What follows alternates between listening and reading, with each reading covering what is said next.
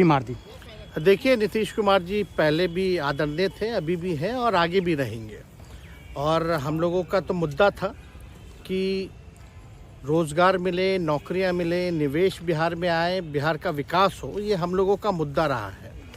और आप लोग सब लोग जान रहे हैं कि आज हमने सुना है कि क्रेडिट लेने की बात उन्होंने कही है, तो कोई क्रेडिट क्यों ना ले। हमारे 79 विधायक हैं और उनके जो विधायक हैं वो 45 हैं, मंत्री हमारा है, विभाग हमारा है, तो हम क्रेडिट क्यों ना लें। और यही मुख्यमंत्री जी जो 2020 के चुनाव में कहते थे कहाँ से पैसा लाएगा, कहाँ से नौकरी देगा, तो हमने, आपको पता होगा कि हमारी जो सरकार बनी थी इनके नेतृत्व में, वो 9 अगस्त 2022 में बनी थी और 15 अगस्त को मुख्यमंत्री जी ने ऐलान किया था। ये किसका विजन था, ये किसकी सोच थी। तो जो मुख्यमंत्री कहता था कि यह असंभव है नौकरी देना, उसको हमने एक हफ्ते के अंदर जो है उनसे बुलवाने का काम किया, जो कहता था असंभव है। तो हम लोगों ने जिस हिसाब से विकास के काम किए, नए नए नीति लाए, टूरिज्म डिपार्टमेंट हमारे पास था, हमने टूरिज्म पॉलिसी लाया। आईटी डिपार्टमेंट राज्य कोटा में था, हम लोगों ने जो है आईटी पॉलिसी लाई। और भी कई जो पॉलिसीज़ हैं हम लोगों ने लाने का काम किया। स्पोर्ट्स पॉलिसीज़ हम लोगों ने लाने का काम किया। जो खेलेगा उसको भी नौकरी मिलेगा सरकारी, और जो पढ़ेगा उसको भी नौकरी मिलेगा। शिक्षा विभाग किसका था, राष्ट्रीय जनता दल के पास था। हमारे मंत्रियों ने लगातार जो है नौकरियां देने का काम किया।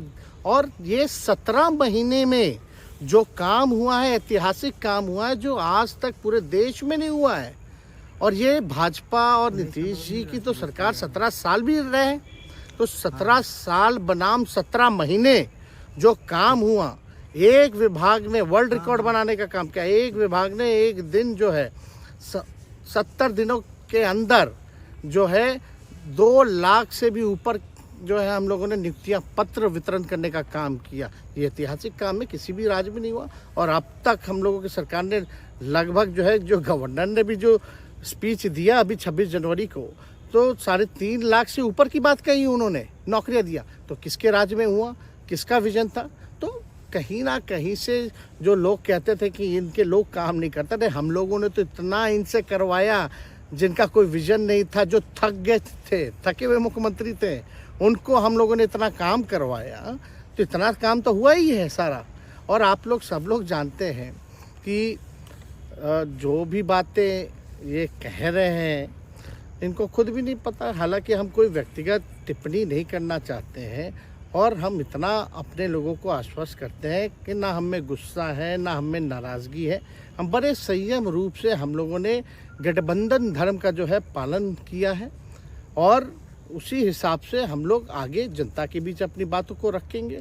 लेकिन एक बात स्पष्ट रूप से मैं कह देना चाहता हूँ कि अभी खेल शुरू हुई है, अभी खेल बाकी है, और मैं जो कहता हूँ वो करता हूँ। और आप लिख के ले लीजिए, जनता दल यूनाइटेड जो पार्टी है 2024 में ही खत्म हो जाएगी, ये निश्चित रूप से लिख लीजिए। और अभी तो खेल शुरू हुआ है, खेल बाकी है। अभी इन लोग जो भी करें, लेकिन मेरा स्पष्ट रूप से मानना है कि जनता हमारे साथ है और हमारा साथ देगी। और हम तो भाजपा के लोगों को भी धन्यवाद देते हैं, शुभकामनाएं देते हैं। चलो, जनता दल यूनाइटेड को अपने साथ लिया। उन्होंने कहा कि आपने मजबूर कर दिया उनको। किस चीज़ की मजबूरी थी ऐसी, क्या तर्क देंगे? उनके साथ के सहयोगी पूछ रहे हैं, तर्क क्या देंगे? शिक्षा व्यवस्था में सुधार जो अब तक नहीं हो पाया था, क्वालिटी ऑफ एजुकेशन, चिकित्सा में अस्पतालों को बेहतर करना, रोजगार देना, आर्थिक न्याय देना, स्वयं सहायता समूह के मानदेय को दुगुना कराना, पॉलिसीज लाना। तो इससे सोच रहे थे कि भाई ये नौजवान है, हम इतने साल से मुख्यमंत्री हैं, अब तक ये काम 17 सालों में भाजपा के साथ डबल इंजन में रह करके नहीं कर पाए, और ये डिप्टी सीएम होकर के इनकी राजद के मंत्रियों ने इतना काम कर दिया, तो ये पच नहीं रहा होगा। आपका क्या रह गया इस सरकार में, जो आपने 10 लाख की वादा किया, किस किस डिपार्टमेंट में बाकी रह गया जो आपने नहीं कर पाया? लगभग हर जगह निपा लिया है। और हम आपको बता दें पिछले 2 कैबिनेट से पब्लिक हेल्थ कैडर का फाइल इन लोगों ने रोक रखा है, जिसमें लगभग 1 लाख से भी ऊपर नियुक्तियां हैं।